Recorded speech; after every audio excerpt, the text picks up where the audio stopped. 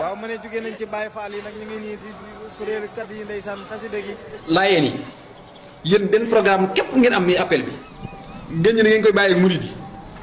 gis nga murid yi duñ doyal programme ñoom ñu ngi nii jógee si Kazu Rajab gi yóbbul le 6 la Porokhane mënuñu ko muñ diggante bi ñu ñëw seen appel bi solo ba weex tàll man ne ay laayeen takk seen i der di jàng xasida di kuréel ngeen jël programme bi jox leen ko naan lépp benn la toog leen noonu rek nangu programme la ñu def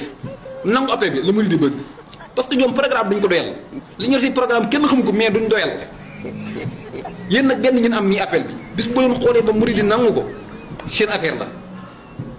seen affaire la murid dañoo bëgg programme mënuñu koo muñ Kazu Rajab gi moom jàllee matul sax ñeenti fan Porokhane la 6 la mais diggante fii ak Porokhane maam toog googu da leen di déranger ñoom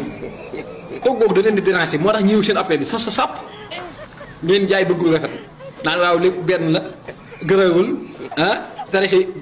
billaahi dañu nangu appel bi murid dañu nangu appel bi murid bu fa ñëwati dàq leen ko sinon ngeen ñàkk appel bi man nag dama jàmbur laa leen bëgg ma murid laa xam naa sama mbokki murid duñ deel affairement di baax na rek seetlu naa yéen boo demee si affairement murid duñ leen ko bàyyeel ñoom lépp ñoo koy jël ah léegi ñoom ñu ñëw seen affairement ñooñu lépp benn la nañ ko bàyyi ak ñoom baax na